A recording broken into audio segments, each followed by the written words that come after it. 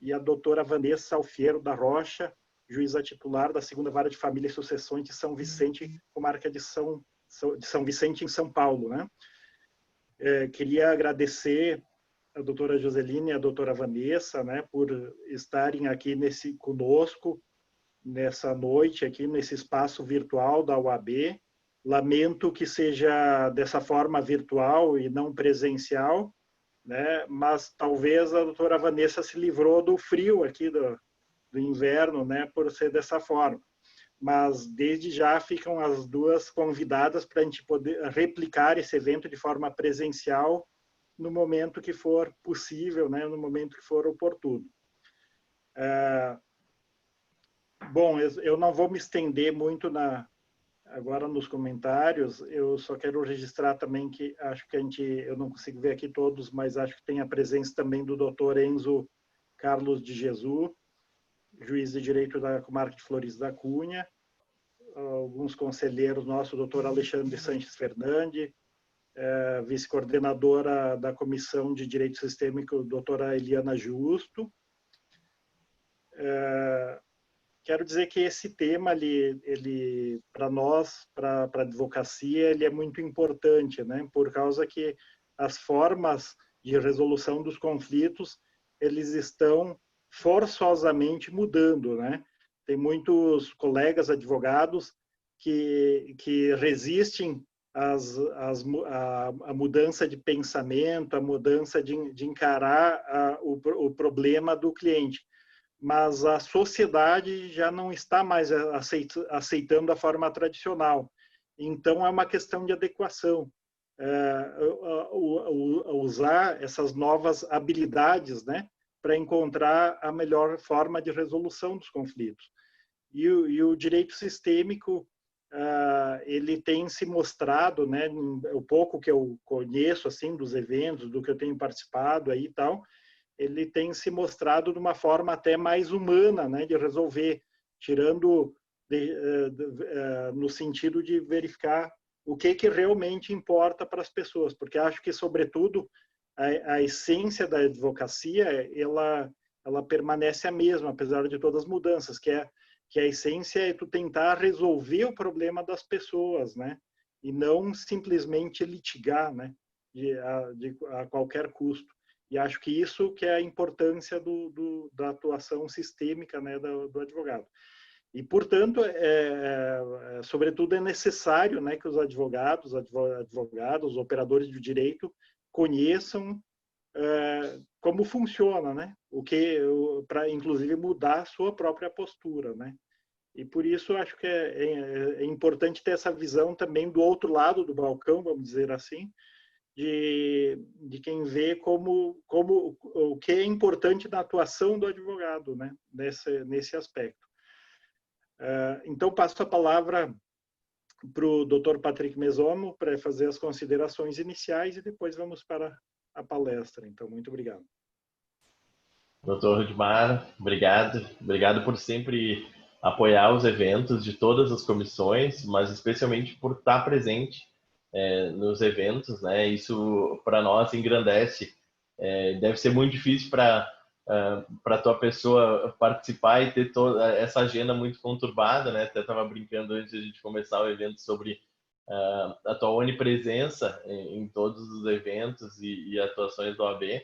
E para a gente isso é muito importante. Obrigado pela disponibilidade, por aceitar que a gente pudesse criar nesse movimento a Comissão de Direito Sistêmico aqui em Caxias. Agradecer a Eliana, a doutora Eliana, que foi a primeira coordenadora que me passou o bastão, já estou quase passando adiante também, e também a Simone, que faz parte da nossa comissão, a Mariana, a doutora Natália e a doutora Kelly. Agradecer a Pamela, a Mari, a Dai, que são colaboradoras do OAB, que possibilitaram o evento. E, para não perder tempo, agradecer, óbvio, e já iniciar as nossas palestrantes, né? A doutora Vanessa, que é do Tribunal de Justiça de São Paulo, que eu tive a honra de ter 2 cursos, né? Com ela, de participar de 2 cursos, um bem intensivo, né? De uma semana de imersão que a gente teve em São Paulo, e mais recentemente um extensivo, né? Porque a gente teve 18 aulas de um curso também sobre justiça sistêmica. Agradecer a tua disponibilidade, feliz por a gente poder estar junto, infelizmente nessa situação online, mas talvez se não fosse por ela a gente não estivesse realizando esse evento, né? Então também a gente tem que reconhecer essas novas oportunidades que surgem com esses movimentos. Agradecer a doutora Joseline, que é atuante aqui na nossa comarca, que a gente já conhece o trabalho, e eu estava falando aqui quando a gente estava no pré-evento, de como isso veio rápido na nossa mente, né? A postura da doutora Joseline, que a gente já conhece aqui em Caxias, e a postura da doutora Vanessa, que são, ao meu ver, magistradas que têm uma visão e uma atuação extremamente sistêmicas, e uma linha de trabalho que eu entendo muito parecida, assim, né, no trato com as pessoas, com as partes, com o processo em si, com o conflito. E como é importante a gente trazer essa visão realmente do outro lado do balcão. Estamos todos do mesmo lado, mas a gente atua cada um com um objetivo, cada um com uma parte, mas fazemos parte de todo esse processo, né? E acho que a gente entender isso, hoje a nossa ideia é a gente conversar um pouco para entender como a postura do advogado, da advogada, interfere no andamento do processo, na resolução do conflito, e como a gente pode trabalhar isso de forma conjunta para atender a necessidade do nosso cliente, porque o cliente é o mesmo, né? De uma certa forma, o judiciário também busca resolver o conflito, a gente busca resolver o conflito, e muitas vezes a gente acaba não olhando para esse conflito porque está cada um interessado em resolver dentro dos seus aspectos, dentro dos seus campos, as suas necessidades, né? E aí a gente trabalhar um pouquinho isso. A doutora Joseline, eu já tive a oportunidade, já atuou em Caxias antes de ir para as outras comarcas. Agora, eu brinquei outro dia, quando eu vi a posse dela, brinquei que para a felicidade de Caxias ela está de volta, né? Para a felicidade de Caxias do Sul. Então, doutora Joseline, gostaria de ouvir de ti.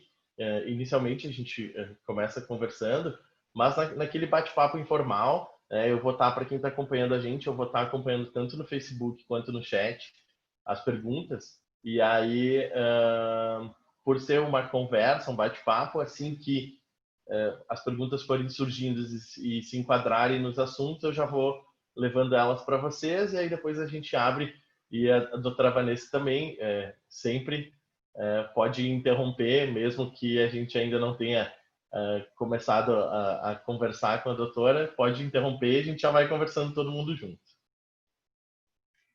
Boa noite a todos, então. De início, eu quero agradecer o convite da OAB, da comissão, nas pessoas do Dr. Rudimar e do Dr. Patrick Mesomo. Cumprimentar a doutora Vanessa, dizer que para mim é uma honra estar dividindo essa palestra, nessa conversa contigo, que é uma pessoa que tem uma reconhecida atuação na área, um conhecimento imenso de justiça sistêmica.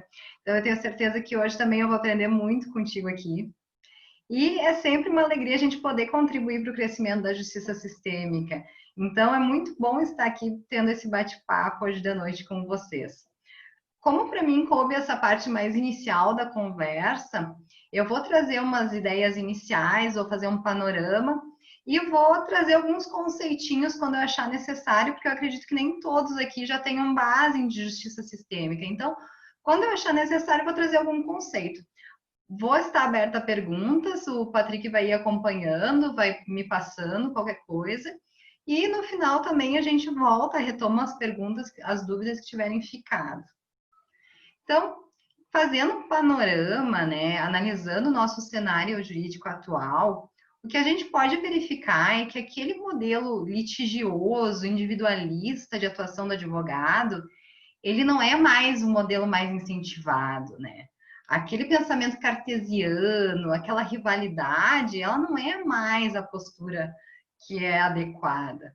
O próprio Código de Processo Civil de 2015, o novo Código de Processo Civil, ele traz uma visão conciliadora, né? Ele prega uma relevância, ele traz uma relevância para os métodos compositivos, inclusive em detrimento de uma sentença, né? Porque se tem aquela visão que às vezes a sentença ela resolve muito facilmente o processo, mas não resolve aquele problema que é trazido pela parte. Nesse contexto, merece uma enorme valorização aquele profissional que ele tem esse perfil conciliador, que ele tem essa visão, esse pensamento sistêmico, que ele consegue enxergar que aquele processo, às vezes, tem um conflito muito maior por trás do que aquilo que está escrito no papel. Porque essa é a grande questão. Às vezes, o que está escrito no papel não é nem tantinho do que aquilo que está por trás daquele conflito, das emoções que estão envolvendo aquele problema. Todo mundo que vem ao judiciário vem porque eles têm uma história de vida, uma situação que está incomodando muito, que é um problema muito importante, que uma ou mais pessoas, duas ou mais pessoas não conseguiram resolver sozinhas. Elas vêm ao judiciário buscando ajuda, né? Vendo aquilo como uma solução para o conflito que eles têm. E é importante que os profissionais do direito, os operadores do direito, eles comecem a enxergar, ter uma nova visão da justiça, em que eles vejam que os processos, eles não são um problema só do judiciário ou só do Estado. Eles são um problema de toda a sociedade, porque eles são conflitos sociais, né? São conflitos que envolvem as pessoas que nos dia a dia estão conosco, estão nos procurando. Então, não basta empurrar para a justiça ou para o Estado a resolução do conflito. É um problema de toda a sociedade. E uma das formas da gente chegar nessa visão é o pensamento sistêmico, é a utilização da justiça sistêmica. No Brasil, essa expressão direito sistêmico, ela foi criada pelo juiz Samistor, que é um juiz baiano, que ele foi o precursor da utilização das constelações sistêmicas nos processos judiciais. O trabalho do Sami, ele deriva da teoria das constelações sistêmicas do Bert Hellinger, que é um terapeuta alemão. Muito resumidamente, o que a constelação visa? A constelação, ela visa de uma forma prática, vivencial, dissolver aqueles antigos padrões familiares, seja de comportamentos que se repetem, conflitos que se repetem, doenças que se repetem, por diversas razões que impedem o fluxo de energia, o fluxo de amor entre os elementos daquele mesmo sistema, entre os membros daquela família.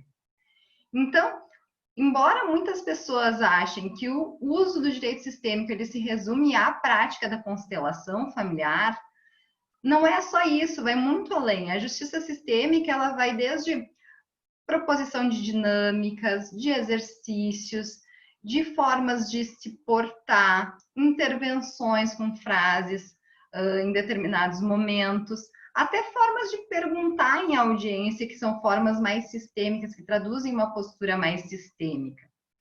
Só que, às vezes, as pessoas têm dificuldade de entender essa forma. Às vezes demora mais uma audiência se tu usa essa forma. Às vezes o advogado que tem essa postura sistêmica, a parte encara isso de uma forma diferente. Por que o advogado está me fazendo as perguntas? Eu já me disse que o meu problema é esse, eu quero resolver desta forma. Às vezes a própria parte não entende qual é a razão do seu problema, o que está por trás do seu problema. E a gente fazendo perguntas, tendo uma escuta ativa, a gente começa a descobrir tudo que está por trás daquela situação de conflito. Então, muitas vezes, demanda um tempo que normalmente no nosso dia a dia, da correria, da audiência uma atrás da outra, 10 em 10 minutinhos, tu não enxerga. Tu demanda um tempo maior, demanda uma atenção maior.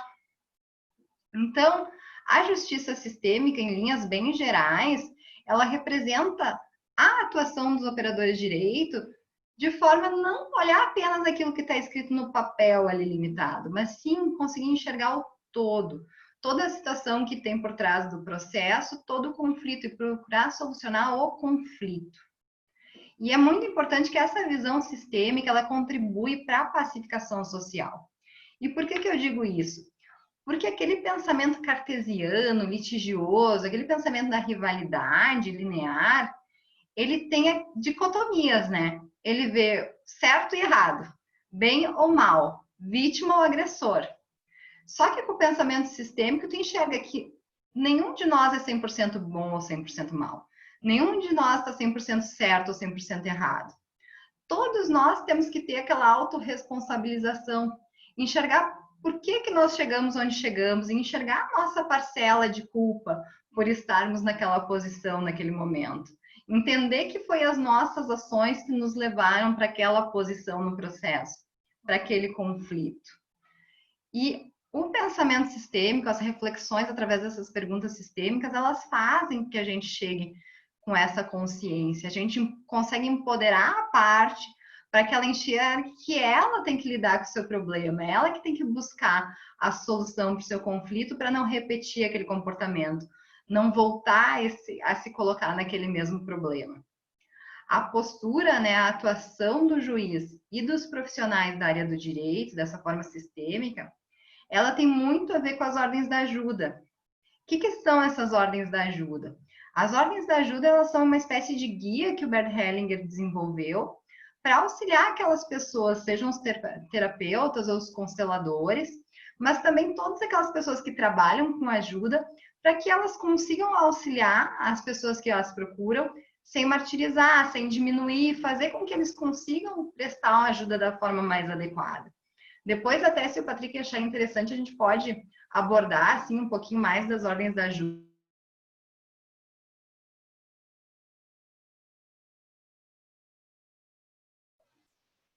Doutora Joseline, travou? Eu acho que travou o dela, né? A gente fica na dúvida. Acho que sim. Eu até ia interromper, ia dizer para a doutora Vanessa que não vai sobrar nada para a gente falar, que a doutora Joseline já está dando uma aula para nós, né? E realmente isso, e depois eu ia questionar para a doutora Vanessa. A doutora Vanessa, o doutor Rudimar falou no começo, né, atua na vara de família e sucessão, e aí a gente tem uma questão mais forte ainda, né, doutora, que se eu já tenho um conflito muito forte, talvez com uma companhia de telefonia que me colocou no SPC Serasa indevidamente, imagina como eu chego numa sala de audiência com o meu ex-marido, com a minha ex-mulher, com um teste de DNA, né?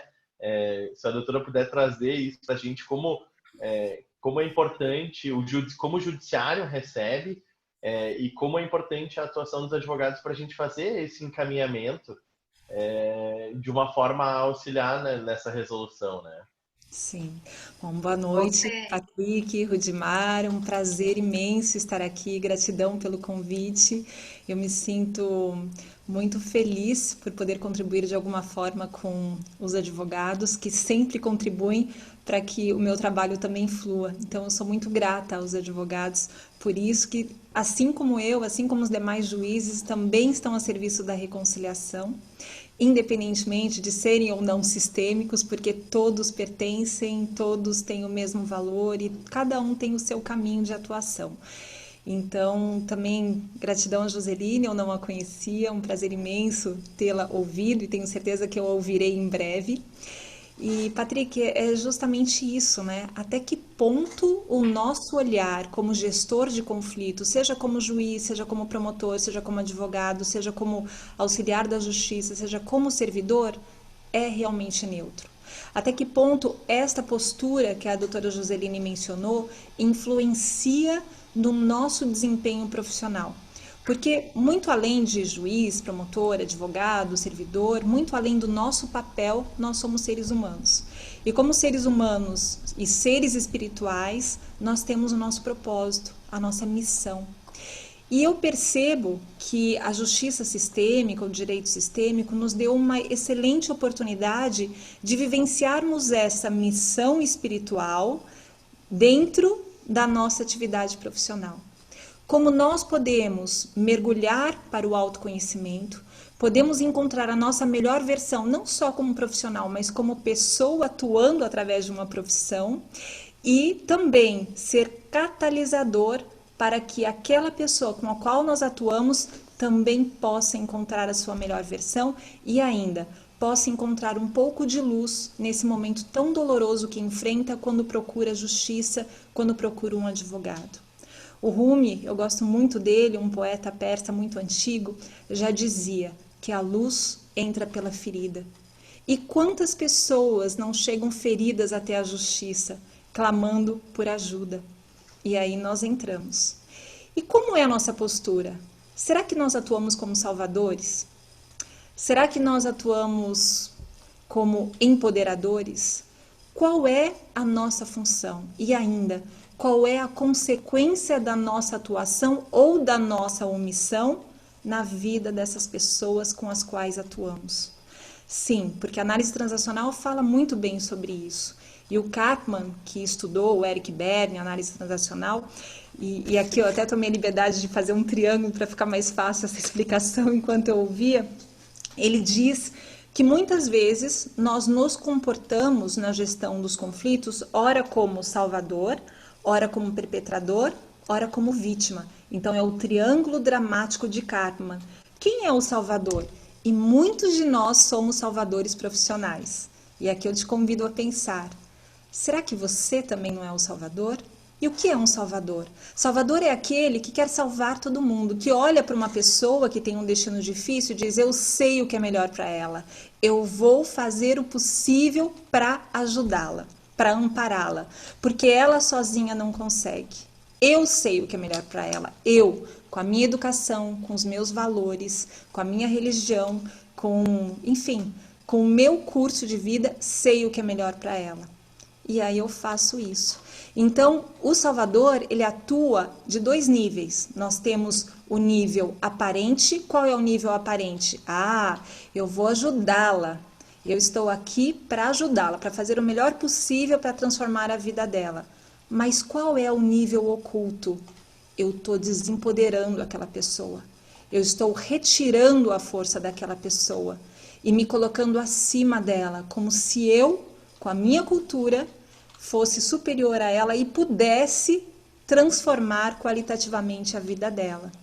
Então, esse nível oculto revela o quanto o salvador, quando está nesse papel, pode prejudicar o outro em vez de ajudar. Então, isso está diretamente relacionado também ao que a Josilene estava falando da postura sistêmica, que significa internalizar também as ordens da ajuda. Quando eu estou com um adulto, eu lido com um adulto. Então, quando eu me deparo com uma pessoa com um destino difícil, será que eu quero realmente salvá-la? Será que eu olho com pena para ela? Porque o que o Bert Hellinger dizia sobre a pena, ele falava o seguinte, que quando eu olho com pena para alguém, na verdade eu tenho um temor secreto de que eu, nas condições daquela pessoa, não conseguiria viver o que ela está vivendo. E quando eu olho para alguém com pena, eu retiro a força dessa pessoa. Será que o nosso olhar é tão neutro? Ou será que o nosso olhar, independentemente desta postura que ela mencionou, também interfere no outro? A física quântica responde essa questão. Mas eu não vou aqui falar de teoria. Eu queria convidá-los a uma experiência, para a gente perceber na pele, no corpo, que é o nosso veículo, se o nosso olhar é neutro ou não. Podemos, Patrick? Claro, por favor. Então vamos lá, eu vou pedir que a gente... Dá boas-vindas de volta para a doutora Joseline, que foi salva por ela mesma. A Joseline está aí? Ótimo. Voltou. Caí, mas voltei. Então, Joseline, vamos só fazer um exercício, aí depois eu te passo. Perfeito. Então, eu vou pedir para todos levantarem. Então, a gente pode se levantar. Então, a gente respira, se concentra e a gente vai imaginar que aqui na frente tem uma outra pessoa. Quem é essa pessoa? Uma pessoa que eu, como juíza, advogada, promotora, quero salvar. Uma pessoa que tem um destino difícil. Imagine uma pessoa que tem um destino difícil com a qual você já atuou e que você quis salvar por algum momento, uma pessoa que você tem pena. Então, imagine à sua frente essa pessoa. Então, você respira, se conecta com seu eu mais adulto e se entrega para esse movimento que está a serviço da sua evolução. E imagine essa pessoa à sua frente. E olhe para ela com aquele mesmo olhar de pena que você olhou. Coitada! Como pode? Como ela pode viver esse destino tão difícil? Como isso aconteceu com ela? E perceba qual é o impacto desse seu olhar no seu corpo. Perceba diante desse olhar como está o seu coração, como está o seu clima interno. Você está pesado, está leve? E depois que você percebeu como está o seu olhar, você vai até o lugar dessa pessoa. E imagine que você está à frente dela. E imagine que você está na frente dela e olhando para ela com toda essa pena. Como você se sente agora na condição dessa pessoa, recebendo esse olhar de pena? Você se sente leve, pesado, empoderado, desempoderado? E agora que você percebeu qual é o impacto do seu olhar nessa pessoa, você volta para o seu lugar. E agora você olha para essa pessoa, olha para o destino dela, e você diz para o destino dessa pessoa: sim, você é o destino certo para ela. Sim, o mesmo maior que me guia, te guia e te orienta. E agora você baixa o queixo em sinal de respeito a esse destino.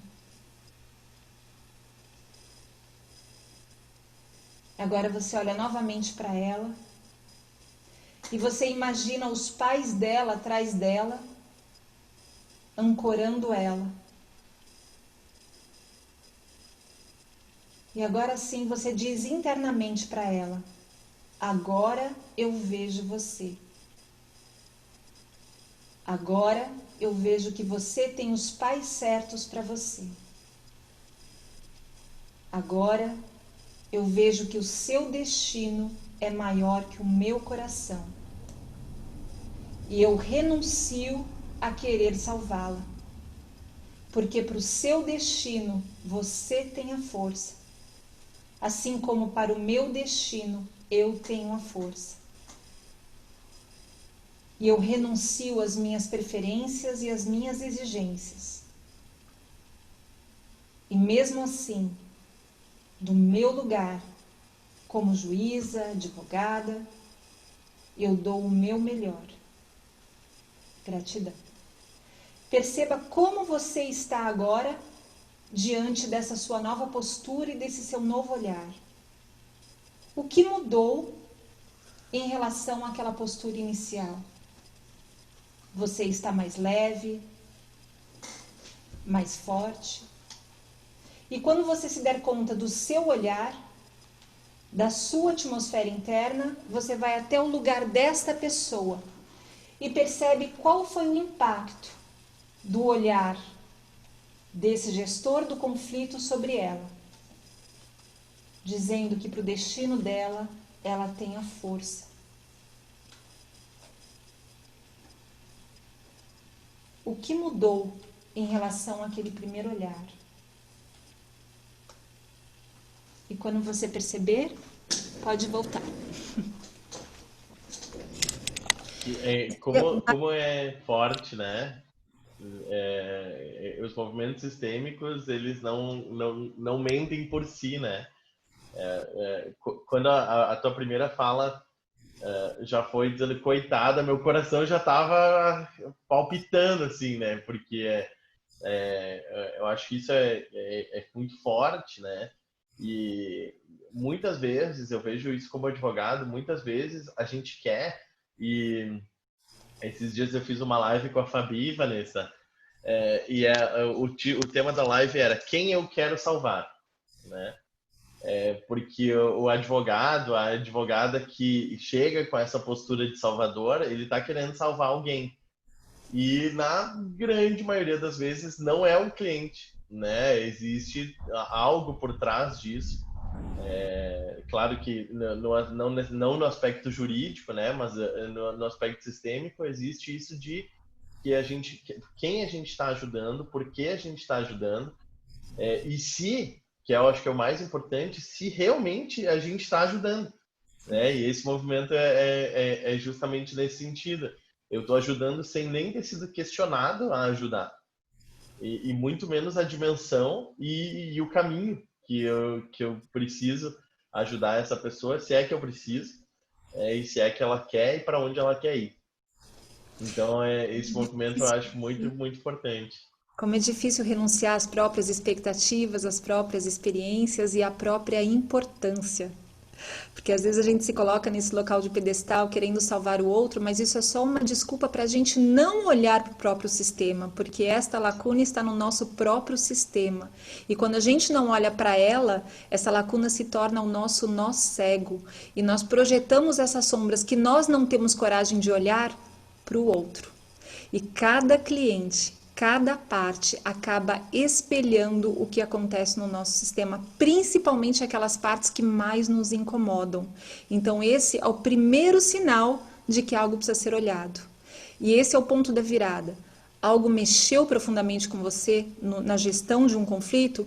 Então, respira, olha para o seu próprio sistema, encontra o seu lugar dentro do sistema e percebe que como para o seu destino você tem a força, para o destino da outra pessoa ela tem a força.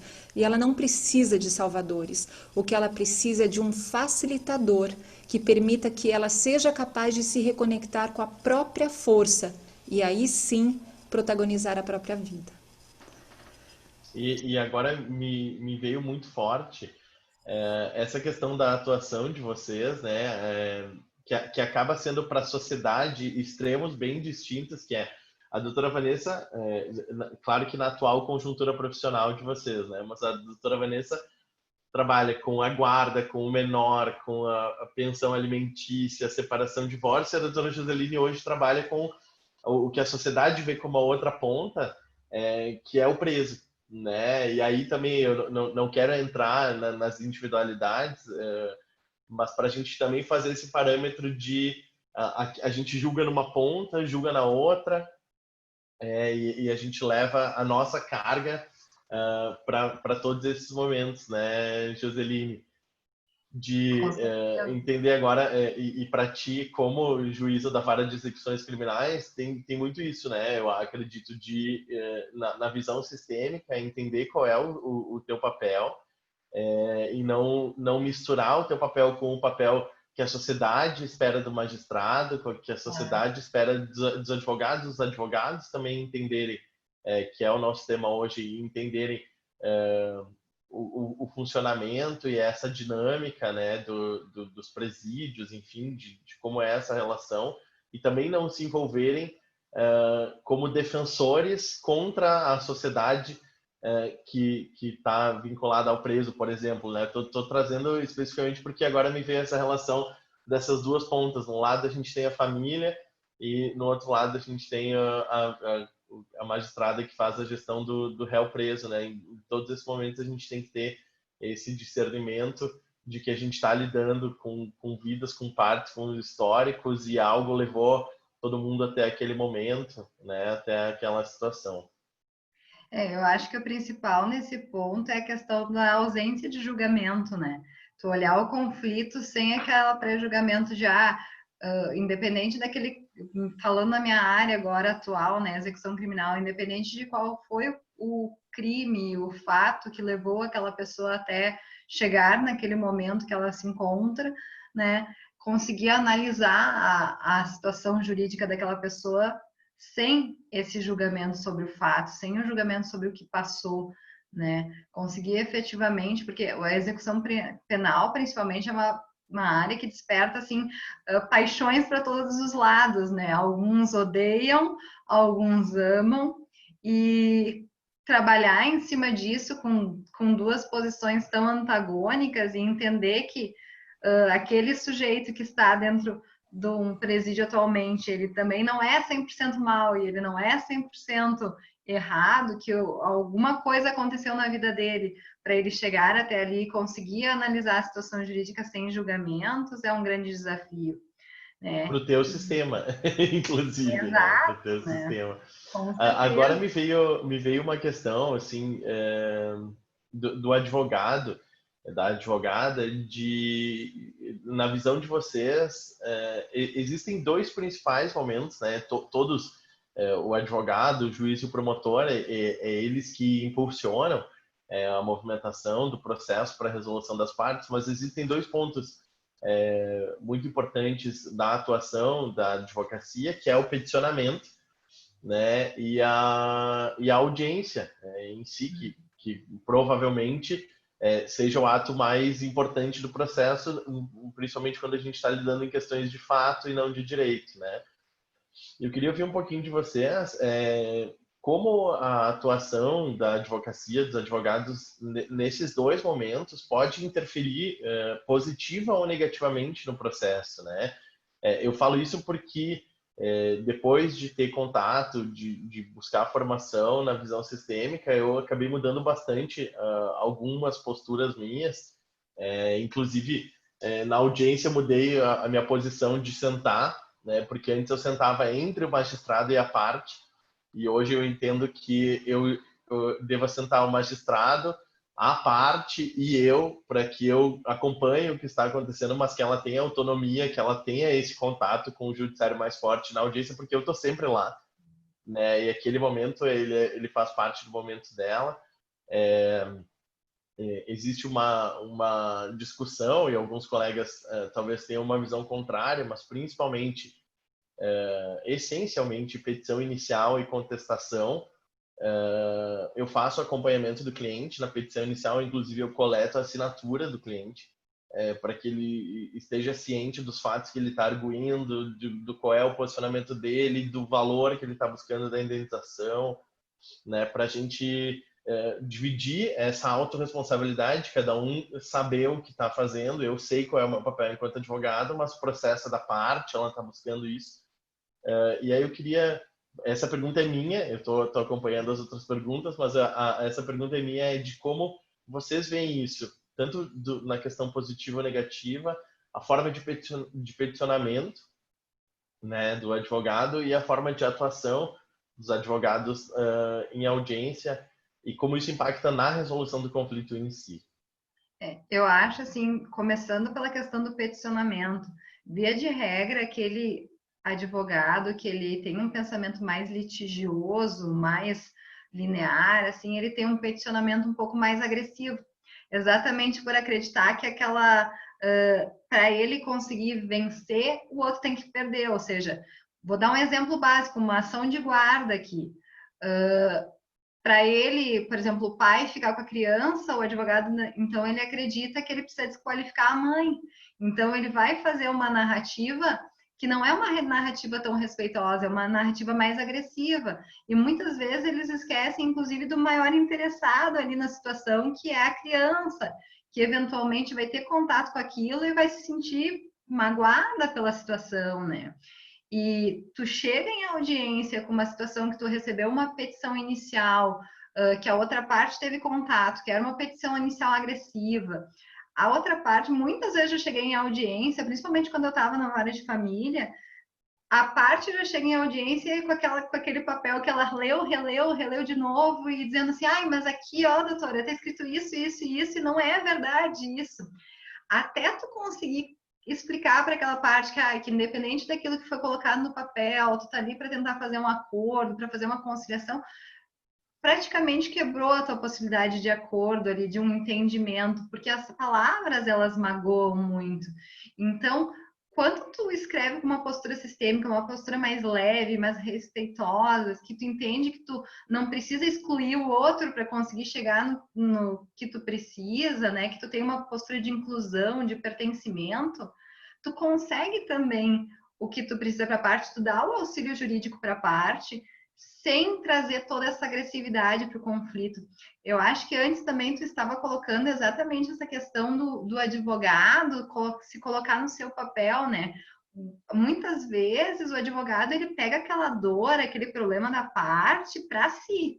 E aí ele leva aquele conflito como se ele fosse, assim, tivesse que brigar com todo mundo no processo. Ele briga com o juiz, ele briga com a outra parte, ele encara aquele problema como se fosse um problema dele, exatamente por, às vezes, por até com questões internas, né, que é algum problema que ele se viu naquela situação, né, muitas vezes, e acaba atrapalhando o cliente, porque aí ele tira a autorresponsabilidade, ele desempodera a parte, e não tem aquela questão da maturidade emocional que a parte precisa ter para enfrentar aquele conflito.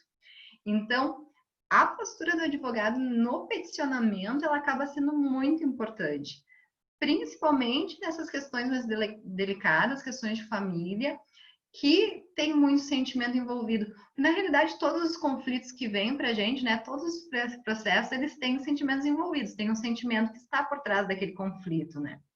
E em audiência, muitas vezes o que a gente vê também é a parte se contentando com uma proposta, né, entendendo que aquela proposta é suficiente para ela, que está ok, que está adequada, e o advogado, principalmente nesses casos que ele pegou o problema para si, achando que não, que a parte tem direito a mais, que ela deve insistir, que o conflito tem que ir para frente, né, que tem que levar para uma sentença. Então, só que nas ordens da ajuda mesmo, no direito sistêmico, a gente vê que a gente tem que buscar o equilíbrio e a parte sabe o que ela precisa para encontrar esse equilíbrio. A parte sabe o que ela necessita naquele conflito. Então, muitas vezes, essa interferência do advogado, ela causa um desequilíbrio no sistema. Ela faz com que a parte não consiga encontrar o seu bem-estar. Alguma coisa que ela queria resolver, ela acaba não conseguindo resolver naquela audiência. Muitas vezes, a parte quer alguma coisa que não é o direito que vai solucionar, não é a justiça que vai solucionar. Às vezes a parte quer um perdão, às vezes a parte quer ouvir um muito obrigada, um pedido de desculpas. Em ações de família, muitas vezes que a parte quer é atenção, é convívio. E muitas vezes esse tipo de coisa a gente não consegue no judiciário. A gente não vai poder dar exatamente aquilo que aquela parte quer.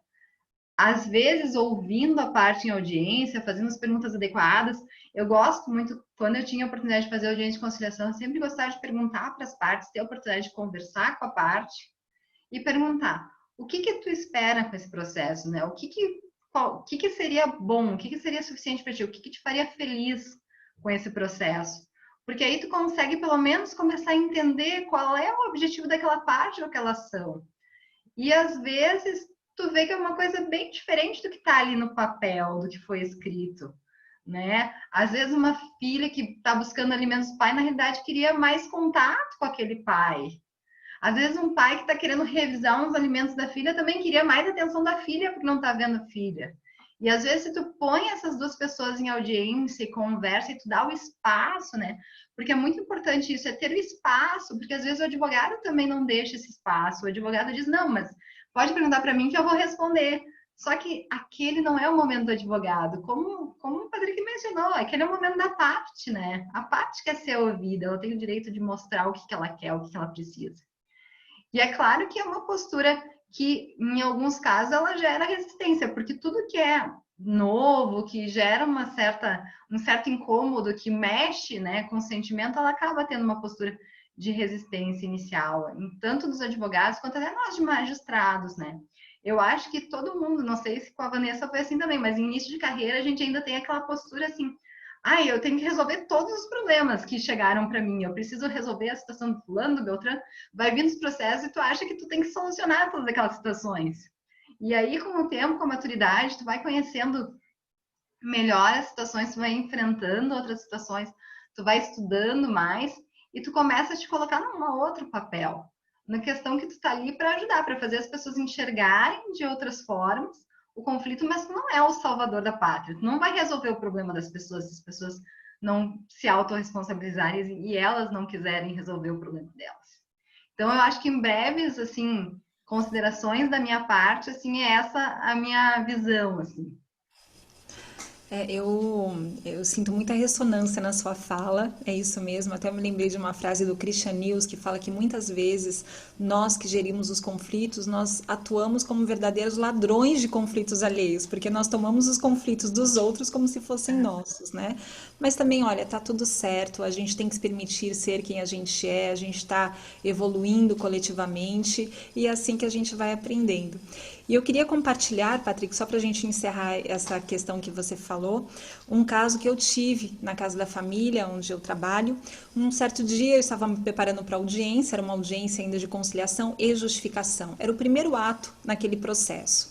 Era uma audiência, o processo era divórcio com guarda e tinha pedido de tutela de urgência para fixação imediata da guarda dos filhos. Conclusão, o casal se separou, tinha 2 filhos, um menino de 10, um menino de 12, mais ou menos, e o pai, através do advogado, juntou na petição inicial fotos da mulher que foram interceptadas do telefone celular dela, fotos íntimas, ela trocando mensagens com o atual namorado, enfim. E ele ainda fez uma ata notarial, juntou aquela ata notarial com todas aquelas posições mais criativas que a gente imagina, e o advogado juntou tudo aquilo na petição inicial, né, para postular que a guarda dos meninos ficasse com o pai, porque segundo ele, aquilo não seria um ato, entre aspas, decente da mãe. Imaginem o grau de conflituosidade nesta audiência. Eu olhava para aquelas fotos e me colocava no lugar dessa mulher. Imagina ela recebendo a comunicação do oficial de justiça de que tinha aquela ação na justiça e que as fotos dela estavam ali expostas para que todos do cartório, por mais que tivesse sigilo, vissem. Inclusive eu queria lá solucionar aquele conflito. Então era uma litigiosidade tamanha, aquilo só colaborou para que o conflito se acentuasse cada vez mais. E no decorrer do processo esse conflito foi aumentando, porque obviamente essa mulher, claro que a gente tem um equilíbrio para tudo, né? É uma das ordens que o Bert Hellinger falava, existe o equilíbrio entre o dar e o que a gente recebe e o que a gente dá. E ela, para manter o equilíbrio, contra-atacou. E aí o nível daquele processo foi piorando cada vez mais. Até que, uma determinada ocasião, um dos meninos chegou a bater no pai. O outro menino, ele não conseguia ver o pai porque eles sentiam aquela agressividade que estava estampada também no processo. E o menino, ele não conseguia se entregar para o pai. Cada vez que o pai ia para a escola para o cumprimento do regime de convivência, o menino fazia cocô nas calças. Ele não conseguia, tamanho era o trauma. O que aconteceu? Houve a mudança só de um dos advogados. O pai mudou de advogado. Ou seja, aquele advogado inicial que tinha juntado todas aquelas fotografias, provavelmente amando do próprio cliente, mudou totalmente a postura. E aí nós fomos conversando, essa família participou de constelação, participou da oficina de paz, participou de mediação e finalmente, depois de alguns anos, acho que foram 2 anos de processo, conseguiram fechar um acordo. E outro dia o advogado me procurou, esse advogado que entrou no processo com uma postura totalmente sistêmica, mesmo sem saber nada de direito sistêmico, ele já era sistêmico, ele já integrava no coração dele todos aqueles integrantes da família, ele já sabia que numa ação de família, se existe um ganhador e um perdedor, todos são perdedores. Porque numa ação de família, a família tem que ser contemplada e não apenas um integrante. Eles não são ilhas, são conectados. E aí esse advogado me procurou, o processo já tinha acabado por conta do acordo, falou, olha, sabe o que aconteceu? Aquele menino que batia no pai, aquele menino que fazia cocô nas calças porque não queria ver o pai, ficou de recuperação. O pai, que era diretor de um hospital, o que ele fez? Ele parou todas as atividades dele, ficou 1 semana com o filho e o menino passou de ano. Então, isso mostra, na prática, o que um advogado pode fazer diferente para apoiar ou prejudicar uma família. Então, era só esse relato que eu queria compartilhar, porque para mim foi um caso lindíssimo que me comove toda vez que eu penso nele. Não, só esse relato não, né? Um ótimo relato, eu acho que é uma forma de a gente entender realmente a importância de todos os papéis, né? E a importância do papel do advogado. E às vezes, e agora eu estou atuando também em defesa do advogado, que às vezes a gente acaba inconscientemente se contaminando, né? Justamente como a doutora Vanessa falou, o cliente chega, olha aqui, olha essas fotos, e a gente fala, não, então a gente vai juntar, a gente vai mostrar, mas talvez a gente tenha que pensar, né, ver todo esse conflito de fora e entender como isso vai refletir no judiciário. Eu queria aproveitar, estava olhando aqui as perguntas, agradecer, a gente teve o acompanhamento de vários magistrados, eu vi que o Dr. Carlos Frederico Finger estava acompanhando, o Dr. Enzo, que tem foi matéria recentemente, inclusive tem uma super carta direcionada aos pais no processo de separação e divórcio. Depois eu coloco em contato com a doutora Vanessa para ela conhecer o material também, bem legal, que ele anexa na sentença, na comarca de Flores da Cunha, que é a nossa vizinha e faz parte da OAB aqui de Caxias. E a doutora Luciana Risson, da Sexta Vara Civil, colocou muito bem posto, Joseline, a diferença que faz na audiência, especialmente a serenidade e a conduta colaborativa do advogado. A doutora Luciana, para mim, também tem uma postura extremamente sistêmica. A gente já atuou em várias audiências junto e sempre com esse intuito de conversar, de resolver, de chegar numa resolução, né? Uma vez eu atuei num processo que a gente estava fazendo uma extinção de condomínio, que vinda da vara de família para dividir patrimônio, talvez ela nem lembre dentro de todos esses processos, né? E o casal foi um litígio que veio da vara de família, se encerrou, virou extinção de condomínio no cível e permaneceu o litígio, né? E aí ela falou, não, tá, então vamos inverter um pouco a ordem processual. Se a gente não chegou no consenso de números, primeiro vamos avaliar o imóvel e depois a gente marca uma audiência de conciliação. Ela solicitou a avaliação, deu um prazo para avaliação, a gente marcou uma audiência e aí fica muito mais fácil também, né, de a gente resolver. Às vezes as soluções não estão só escritas diretamente no CPC, né? A gente também tem que pensar um pouco diferente. Essa foi uma postura que me marcou bastante numa audiência com a doutora Luciana. Então, agradecer todos os magistrados que estão acompanhando, todos os membros da nossa comissão também, né? E eu vi aqui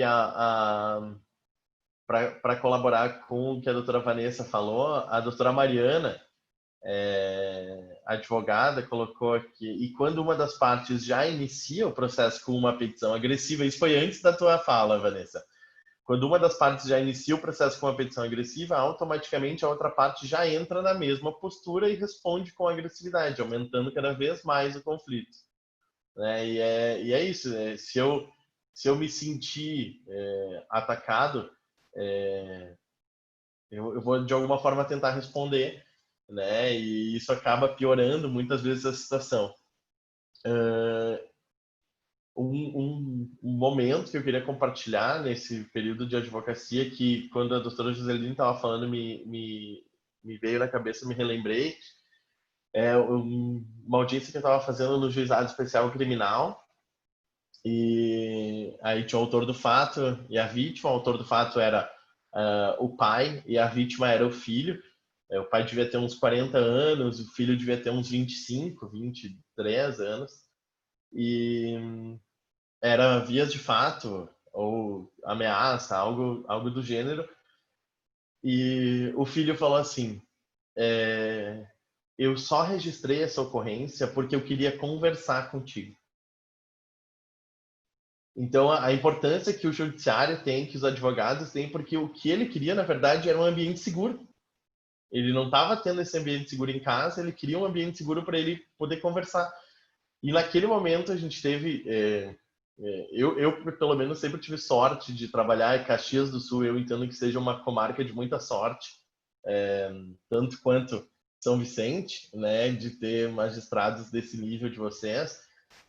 Naquele momento, tanto a promotora quanto a magistrada, quando a gente estava fazendo a audiência, tiveram essa sensibilidade. A gente praticamente deixou eles sozinhos conversando, a gente ficou monitorando e eles conversaram, se abraçaram, choraram. Acho que todo mundo chorou junto e acaba virando isso, né? A gente o que a gente fez naquele momento para eles foi muito importante. A gente só oportunizou pela nossa profissão, né? Um ambiente seguro para que eles, enquanto pai e filho, pudessem conversar. Talvez se a gente não deixasse que essa audiência de conciliação acontecesse, que talvez se a gente pretendesse seguir, a rolar testemunha e ninguém parasse naquele momento para ouvir o que eles tinham a dizer um para o outro, o processo de forma alguma ia se resolver com uma sentença, mas para eles não ia ter a efetividade que teve naquele momento, que eles entraram sem se falar e saíram abraçados do fórum, né? Então é o simbolismo da nossa profissão,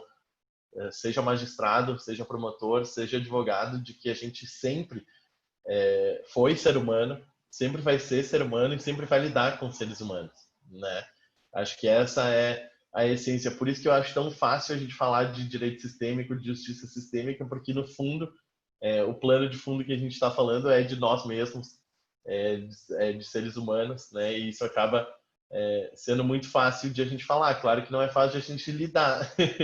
Aí é uma outra questão, mas de a gente falar é sempre mais fácil. Eu estou vendo aqui se tem mais alguma pergunta. Da Cláudia, é muito importante esse comprometimento e sensibilidade do magistrado quando está oportunizando este momento de conciliação. Faz toda a diferença. Ótima colocação. É a questão do ambiente seguro, né? De a gente oportunizar esse ambiente em que as partes possam falar, se manifestar e ter o acompanhamento dos advogados e dos magistrados é muito importante, né? De a gente manter essa postura e ser ouvido, né? Porque muitas vezes a gente vai na audiência, a parte, o advogado não deixa a parte falar, aí quando o advogado deixa, o magistrado não escuta, então aí acaba, né? E aí a parte sempre fala. A gente já tem uma dificuldade muito grande no cível, que eu sempre tento explicar para o meu cliente que o depoimento pessoal é prova negativa, né? Eu sempre falo isso porque o cliente ele fala assim, não, eu quero falar. Eu acho que 95% dos meus clientes, eles chegam na audiência de instrução e julgamento no processo civil, e eles falam, acabou? Eu não vou falar? Eu não tenho que falar? Eu não posso explicar? Aí a gente fala, não, pelo processo, a nossa versão. Por isso que também eu comecei a entender isso mais de que a parte vai te conta no escritório o que ela pretende, quando vê, ela tem uma sentença na mão dela. E ela não participou de nada do processo, não participou da petição inicial. Claro que eu não estou falando da parte jurídica, né? A parte jurídica não é tão relevante para ela nesse momento, na resolução do conflito lá no processo, mas é um plano de fundo dentro do conflito dela. E aí ela me relata a situação, ela não vê nada acontecendo, e quando vê, ela tem uma sentença improcedente. E aí ela não se sentiu ouvida. A gente obviamente não garante nenhuma sentença, mas se ela for ouvida, entender, ela vai dizer, não, tudo bem, eu expliquei a minha situação, eu mostrei o meu lado e não saí vencedora, mas tudo bem, são possibilidades que se resolvem no processo, mas tive a oportunidade, né, de falar, de mostrar a minha versão, que pode não ter sido a versão vencedora, ou sim, né, dentro do que ela se propõe, mas que a gente chega num resultado em que ela se sentiu parte disso, né?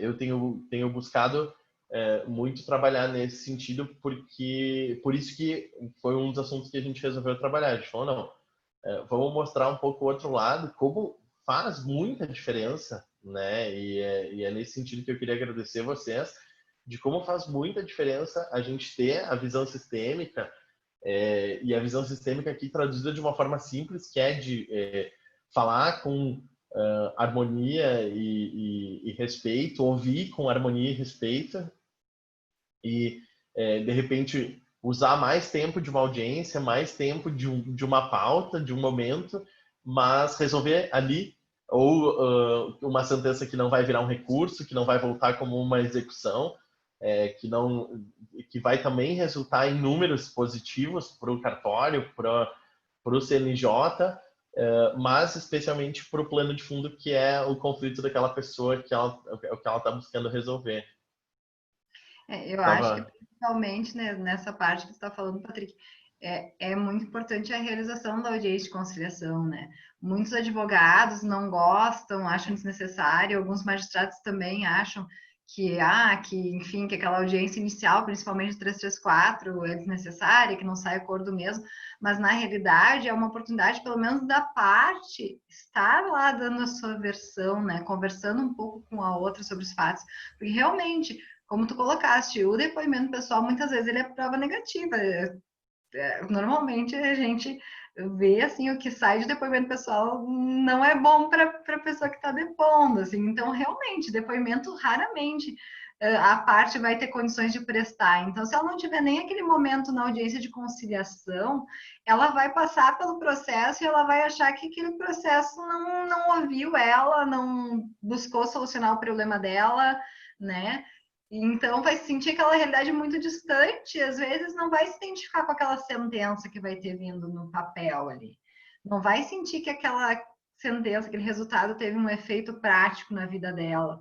E essa oportunidade de fazer uma conciliação das partes construírem o seu entendimento, conseguirem alcançar o que elas entendem por a melhor solução daquele conflito, independente se seria a melhor solução para mim, magistrado, ou a melhor solução para os advogados que estão acompanhando, para o Ministério Público, mas para a parte ser a melhor solução daquele problema, é uma situação que não vai levar a outro conflito depois, que tu vai conseguir saber que aquelas partes saíram dali com o problema delas resolvido, que não vai se perpetuar.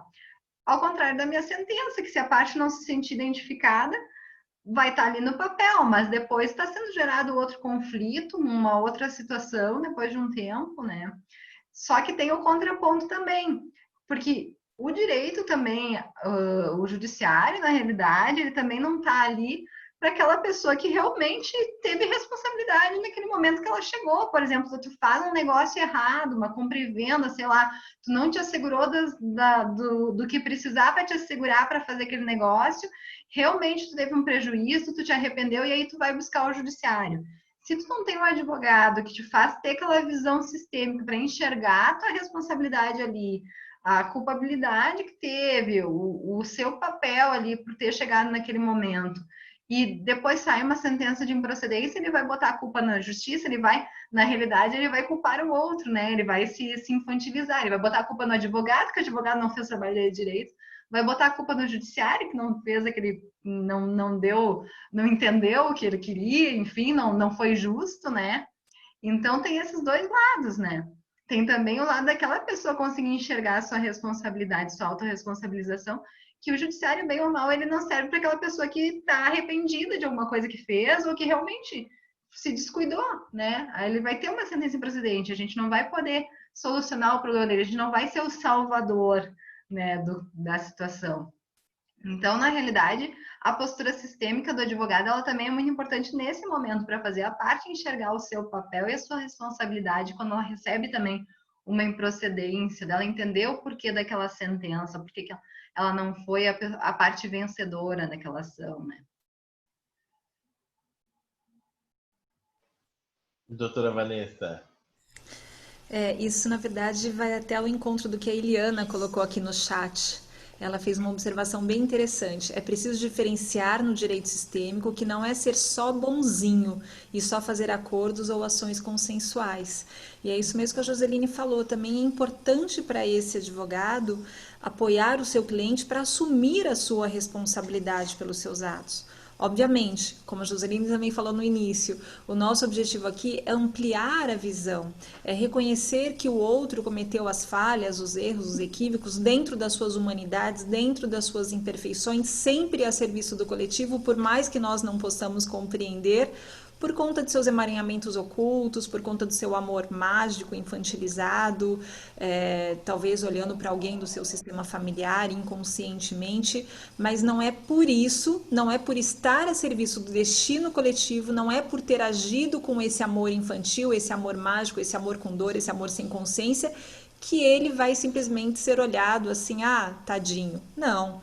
Sim, nós vamos deixar de julgá-lo, mas vamos sim criar as condições para que essa pessoa possa se responsabilizar. Porque se ela realmente cometeu esse equívoco, ainda que por amor, esta pessoa só resgatará a dignidade dela se ela tiver a oportunidade de se responsabilizar. Então, o advogado também precisa ter essa visão, e não só o advogado, todos nós que trabalhamos com o sistema judicial, para que realmente possamos apoiar a pessoa nesse caminho de autodesenvolvimento, de evolução, de salto quântico, porque só com essa responsabilização ela vai restaurar a sua dignidade. Então, foi muito bem pontuado, Eliana, gratidão pela lembrança aqui. Gratidão. E eu gosto até que a gente está online, que realmente, como o Dr. Rudimar falou no início, foi justamente essa metodologia que permitiu que estivéssemos todos aqui e que eu não estivesse sofrendo o frio que está aí, porque eu estou aqui em Santos, no litoral de São Paulo, e até que o clima está bem agradável. Mas presencialmente eu gosto muito de fazer uma dinâmica justamente assim. Por exemplo, se eu sou a juíza, uma juíza criminal, como eu fui, e eu tenho que aplicar a pena para alguém, eu posso aplicar de duas formas. Ou eu posso falar: olha, você cometeu um crime e eu te condeno a pena de 5 anos de reclusão. Eu posso agir dessa forma, tá? Eu vou estar cumprindo o meu papel, que é aplicar a lei. Agora, eu posso, através desse olhar sistêmico, fazer exatamente a mesma coisa de uma forma diferente. E aí que eu digo que seria o direito, aqui só para viajar um pouquinho, Patrick, que o direito Claro, sistêmico nos estamos aqui para leva... isso. Eu vejo que o direito sistêmico é um portal para o mundo paralelo. Então, no mundo paralelo, o que eu faria como juíza com essa nova visão do direito sistêmico? Você cometeu um crime e eu aplico a você a mesma lei a qual eu também me submeto. Eu não sou a justiça, eu estou a serviço da justiça. E a serviço da justiça, eu aplico a você a mesma lei a qual eu também me submeto. E ao fazê-lo, eu te dou a oportunidade de se responsabilizar pelos seus atos e assim restaurar a sua dignidade. E isso vai mudar não só para aquele que vai receber a pena, mas para mim. Então essa é a grande sacada do direito sistêmico. Essa nova postura, esse novo olhar, muda a minha vibração, independentemente da vibração do outro. E obviamente, como nós somos seres ligados, interligados nessa trama social, o que muda em mim acaba reverberando no outro. Então, quando eu mudo meu olhar, aquele ou aquilo que é olhado também muda. Mas essa sensação de leveza, de fluidez, de bem-estar, ela realmente é uma das grandes vantagens do direito sistêmico. A abordagem ela é muito importante, né? Eu atuei bastante na segunda vara criminal aqui em Caxias, que o titular era o Dr. Emerson Kaminski, que hoje é titular do Juizado de Violência Doméstica. E ele tinha uma frase que eu sempre achei muito sistêmica, que era: a gente começava a audiência e aí, antes de gravar o interrogatório, né, ele olhava para o réu e falava assim: somos gaúchos, né, doutora Vanessa? Aí ele falava assim: tchê, o que aconteceu aqui?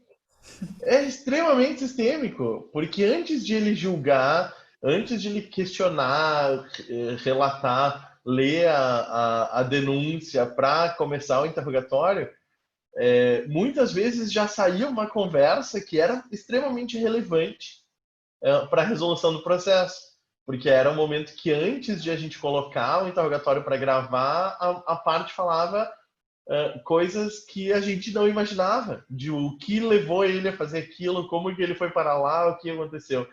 Então eu sempre brinquei com ele que é uma frase muito sistêmica. Ele falava: tchê, o que aconteceu aqui? Ele não falou o que tu fez, então ele não tá dando um pré-julgamento do processo. E isso, bom, eu já vi marmanjo chorar, só nessa pergunta eu já vi gente começar a chorar antes de responder. Então acho que é bem essa, no gancho que a doutora Vanessa falou, é essa abordagem, né? A forma, eu posso dizer muitas coisas de muitas formas, né? E isso se demonstra no peticionamento que a gente estava falando, do peticionamento do advogado, na postura de um advogado na audiência. A parte vai falar alguma coisa e o advogado fala: não fala, não responde, ou não, é o momento, aqui é informal, a gente ainda não está, claro, não dá para interromper depoimento, mas se agora tu tá querendo falar e dar a tua versão, de repente se o magistrado tem essa disponibilidade, né, se a gente está com essa possibilidade, fala, o processo é teu, eu estou aqui para resguardar o cumprimento da lei e a gente chegar num objetivo, não impedir o andamento correto do processo, mas o processo é teu, né, se tem essa oportunidade, se sinta parte mais do que eu do processo, porque eu não sou parte do processo, nem eu, nem o magistrado, né? As partes são vocês que estão aqui frente a frente. Eu muitas vezes sentava na frente da outra parte, né? E hoje eu tento deixar as partes sentarem de frente uma para outra, mesmo no posicionamento regular, né? Não numa mesa redonda, para que elas se vejam, para que elas entendam o que elas estão fazendo lá, que elas identifiquem que o conflito existe daquela relação e que a gente pode, de alguma forma, resolver isso e que eu não seja o entrave para que isso se resolva, né? Não quero ser o salvador da relação, mas não quero dificultar que essa relação ocorra de forma natural, né? Isso que você falou da fala realmente faz muita diferença, mas se essa fala não for compatível com aquilo que você internalizou, ela não vai ressoar. Vai ser uma fala falsa, né? Então, o mais importante aqui, antes desta fala, é realmente internalizar, é realmente olhar para o outro sem o julgamento. Então, o direito sistêmico nos convida constantemente a essa nova atitude diante da vida mesmo, o assentimento a tudo que é como é. Né? Então, é uma compreensão que precisa ser internalizada, e a partir do momento que ela é internalizada, aí sim nós conseguimos irradiá-la através da nossa fala. Mas a nossa fala só vai ressoar e só vai fazer essa diferença se ela for realmente compatível com aquilo que a gente percebe, com aquilo que a gente sente. E por onde a gente começa, doutora Vanessa? Pois é, sabe que fizeram essa pergunta para a Madre Teresa de Calcutá? Como que a gente consegue colaborar para a paz mundial? Sabe o que ela respondeu? Vá para casa e ame a sua família. Esse é o primeiro lugar, é o primeiro passo, a gente se ordenar dentro do nosso sistema. Porque quando a gente está no nosso lugar, dentro do nosso sistema, a gente consegue se colocar junto aos outros sistemas do nosso lugar de último e não de salvador. Primeiro passo. Ótimo, já temos um norte, né? Que bom, é legal, né? Eu fico muito feliz de ter contato com vocês, a gente ter essa oportunidade de conversar, e eu tenho visto isso em muitos membros da magistratura e do Ministério Público, pelo menos na nossa região, essa disponibilidade em pequenos atos, em pequenos gestos, né, de a gente poder conversar, de a gente fazer convites, trabalhar com essa comunicação informal, de a gente entender a posição de todos nós dentro da justiça, mas a gente atuar de forma não tão burocrática em tudo, né? E eu vejo muito isso em vocês e em muitos outros membros do judiciário, e tenho visto isso muito na advocacia. Hoje é uma das bandeiras que a gente defende, porque acho que é a partir disso que a gente consegue desengessar e humanizar um pouco mais as relações, né? Hoje, quando eu convidei vocês para o grupo do WhatsApp, eu falei, juro que o grupo se encerra hoje mesmo, né? Porque tão dinâmico tudo isso que acontece, e eu fico feliz de a gente poder ter esse contato próximo com vocês. Agradeço até pelo horário, a gente tinha combinado de acabar mais ou menos 8 horas, mas impossível, né? Depois, quem estiver acompanhando e quiser mais informações, eu vi que tinha o pessoal pedindo a carta do Dr. Enzo, a doutora Vanessa também participou da organização de uma cartilha do CNJ, a gente tem esses materiais, eu tenho eles todos, que a gente para disponibilizar. para vocês. Tem também, a gente não falou, não era o tema de hoje, né, doutora Joseline, mas tem o teu projeto, que foi inicializado em Novo Hamburgo, da gestão de lideranças dentro do judiciário. Então, quem tiver mais interesse nesses assuntos, contata a gente, chama a gente lá na OAB. A comissão, para os advogados que estão acompanhando a comissão, está à disposição. Chamem a gente convida para participar das reuniões e se envolver. E agradeço mais uma vez a oportunidade de a gente estar conversando. Acho que sempre gera mais conteúdo para a gente ter esse envolvimento, né? A gente pode fazer um outro evento com práticas, né? Para a gente falar tanto as práticas internas, e aí a cargo da doutora Joseline, quanto as práticas voltadas para o público do judiciário, com a doutora Vanessa, para a gente trabalhar essas questões práticas, que vocês duas têm essa prática bem desenvolvida, porque é legal a gente falar, mas é tão bom a gente poder fazer esses movimentos, né, e se envolver. E coloco a OAB aqui de Caxias à disposição de vocês, para que vocês precisarem. Espero que a gente possa continuar tratando do direito sistêmico de forma natural e leve, como a gente vem fazendo em todos os nossos projetos, e com pessoas maravilhosas como vocês por perto da gente, para a gente estar trabalhando e humanizando cada vez mais o direito. Bom, eu agradeço a oportunidade. Para mim, já é a segunda vez que eu e o Patrick dividimos uma live, por assim dizer, né? E é muito bom ter essa oportunidade de ter sempre essa conversa leve que a gente tem, né? A Vanessa também não conhecia pessoalmente, mas foi um prazer dividir essa conversa contigo. E nós aqui, com certeza, do Rio Grande do Sul, temos que trazer novamente a tua palestra presencial para a gente poder fazer essas dinâmicas. Estou curiosa para poder participar dos teus movimentos sistêmicos, e aí a gente vai conseguir, com certeza, congregar um número maior de colegas, de magistrados, de advogados, e sempre contribuir para o crescimento da justiça sistêmica, desse pensamento sistêmico, porque às vezes as pessoas ouvem falar na justiça sistêmica e imaginam que não, é algo muito elaborado, precisamos ter muito conhecimento para poder colocar em prática, é só a constelação, e aí precisa de uma outra base. Não, na realidade, trabalhar com a justiça sistêmica, com o pensamento sistêmico, é isso, é ter essa visão do todo e conseguir levar as relações dessa forma mais leve, conseguindo enxergar o outro, conseguindo respeitar o outro.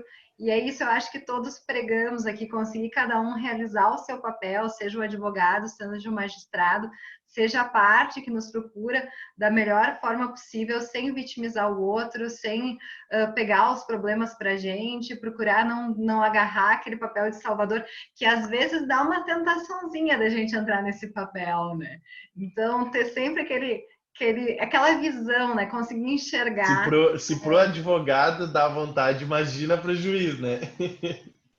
Sim, com certeza. Às vezes tu pensa assim, mas esse processo seria tão fácil dar uma sentença, assim, porque às vezes é muito mais fácil chegar e dar uma sentença naquela ação do que ficar tentando resolver o conflito e buscar a solução entre as partes. Mas não é a mesma coisa, não adianta, não vai ter o mesmo resultado prático, a gente sabe isso. Então eu agradeço a oportunidade, a parceria da OAB, que está sempre apoiando os nossos projetos, já está me auxiliando aqui na VEC também, tive apoio nas digitalizações, eu sei que eu sempre posso contar com vocês, e vocês tenham essa recíproca também, que podem sempre contar com o meu trabalho, com o meu auxílio no que for, quando quiserem palestras, eu estou sempre à disposição, estou sempre muito feliz em poder participar, ajudar. Tenho o meu projeto de gestão, liderança e bem-estar, que o Patrick mencionou, que aí já é uma outra temática, um outro assunto para a gente tratar em outra oportunidade, mas a ideia é essa, é sempre buscar o bem-estar e o nosso melhor desenvolvimento, conseguir desenvolver o nosso trabalho da melhor forma possível, respeitando cada um o seu papel e o seu lugar. Muito obrigada pela oportunidade. Bom, gratidão também a todos, foi muito bom começar essa noite aqui ao lado de todos vocês. Dr. Rudimar, gratidão pela oportunidade. Patrick, muito obrigada. Joseline, querida, foi um prazer também te conhecer, saber de tantos projetos. Depois quero conhecer mais a fundo esses projetos, mas pela sua energia eu já percebo que é um projeto maravilhoso, voltado também para a reconciliação, para o empoderamento, para a autonomia, e eu já o acolho aqui no meu coração. E realmente é um desafio e a gente se pergunta como eu posso fazer para colaborar, né? Você já está colaborando, sendo quem você é, está tudo certo. E o mais desafiador do direito sistêmico é a gente, como eu falei, internalizar as ordens, inclusive do pertencimento, sabendo que nesse sistema judicial todos pertencem, inclusive aqueles juízes, advogados, promotores que ainda litigam, que ainda estão vivenciando a cultura do litígio. Eles também pertencem, eles também são importantes para que hoje a gente esteja aqui e tenha a possibilidade de atuar de uma forma mais consentânea com a nossa autoridade interna. Então, nós precisamos também tomar muito esse cuidado para a gente não criar essa distinção. Ah, então, peraí, a gente do direito sistêmico, a gente está fazendo certo e todos eles estão fazendo errado. Todo mundo pertence. Então, esta é a grande dificuldade. Como eu posso internalizar? Mal comparando a questão da alienação parental. A lei da alienação parental veio o quê? Para colocar em prática o pertencimento. O pai alienado também pertence, mas aí para trazer o pai para pertencer à família, se exclui o alienador, quando na verdade todos pertencem. Então a gente tem que ter essa visão, dizer sim a todos que são como são. Nós não teríamos aqui uma metáfora heróis se nós não tivéssemos os vilões, nós não teríamos os protagonistas se nós não tivéssemos os antagonistas, e muitas vezes são as pessoas que nos trazem dificuldade que mais nos trazem oportunidade para o nosso crescimento. Então, está tudo certo, permita-se ser quem você é e permita que os outros sejam quem eles são, e siga o seu caminho, aquele caminho que corresponde com a sua verdade interna, porque esse é o caminho de cada um. Então, gratidão, e eu estou também à disposição para os próximos encontros. Joseline, eu te falei, eu saía das aulas da Vanessa com vontade de abraçar todo mundo. É muito legal e eu acho que é com esse sentimento que a gente tem que levar a vida, né? Eu mando, às vezes, no dia a dia, para os outros convites também que eu fiz para a doutora Vanessa, eu já mando um áudio bem rápido, doutora Vanessa, e ela fala, Patrick, bom dia, gratidão em te ouvir. Daí eu já volto para o plano normal de não estar nessa correria do dia a dia, né? Então é muito legal. Eu sempre, cada conversa que eu tenho com a doutora Vanessa no WhatsApp é um aprendizado para mim, porque às vezes eu tô lá na correria, eu mando para ela, nem dou bom dia, ela responde bom dia, manda uma flor. Então é muito legal. Acho que foi ótimo a gente terminar o evento com uma fala assim, e a gente se sente abraçado e se sente com vontade de abraçar, ainda mais nesse momento que a gente anda abraçando bem pouco todo mundo, né? Doutor Rudimar, obrigado pela disponibilidade, por acompanhar o evento com a gente, por oportunizar que a gente possa fazer esses eventos. Agradecer mais uma vez a Eliana, a Simone, a Mariana, a Natália, a Kelly, que fazem parte da comissão. Vi o Maurício aqui, já estou tentando arrastar o Maurício há um tempo para a comissão também. Me ajuda, Maurício, por favor, apareça na comissão. E agradecer a Pamela, a Dai e a Mari por ficarem com a gente organizando os eventos. Aí eu passo as semanas cobrando elas no WhatsApp, mandando, dizendo, cadê a arte? Vamos fazer, vamos mandar. Então é um envolvimento de todo mundo. Agradecer mais uma vez para a gente. É muito importante, principalmente pela temática do evento, que eu vi que a doutora Luciana mais uma vez se manifestou aqui, parabenizando todos nós. Agradecer o envolvimento dos magistrados que acompanharam, porque é importante a gente ter essa validação, né, do Dr. Enzo, que também falei antes, do Carlos Frederico, que acompanharam a gente, porque é importante a gente ter esse contato e essa proximidade entre a magistratura e a advocacia, porque, como a doutora Vanessa disse, todos somos, todos pertencemos e todos fazemos parte, né? Então a gente precisa ver isso de uma forma bem conjunta. Rudy, doutor Rudimar, te passo a palavra para a gente poder finalizar o evento. Certo, obrigado, Patrick. Eu acho que assim até hoje todo mundo vai dormir um pouco mais leve, né? E sobretudo vai pensar um pouco melhor, né, na forma de sua própria atuação. E nisso, já aproveitando também as palavras da doutora Vanessa, naquele momento ali que falou sobre a Madre Teresa de Calcutá, eu quero fazer aqui já um convite, então, que vai nesse norte de mudança um pouco da vida, de ter mais solidariedade, pensar melhor. Dois convites, na verdade. Um é para a semana que vem, no dia 22 do 9, participar, então, de outra palestra que a gente vai ter aqui, que é dentro do Setembro Amarelo, da comemoração, melhor, conscientização do mês amarelo, nova rotina de trabalho, saúde mental e valorização da vida. Tá? Então, vem nisso de a gente começar a se valorizar a si mesmo, né? Para então, tendo mais valor, a gente começa quem sabe, a levar de forma mais leve os problemas nossos e por decorrência também das outras pessoas. E também quero convidar para uma outra ação social, que é no sábado, dia 19 de setembro, no posto da 13, ali com posto da 13 de maio, né? Posto da 13, aliás, na rua 13 de maio, com a esquina 18 do Forte.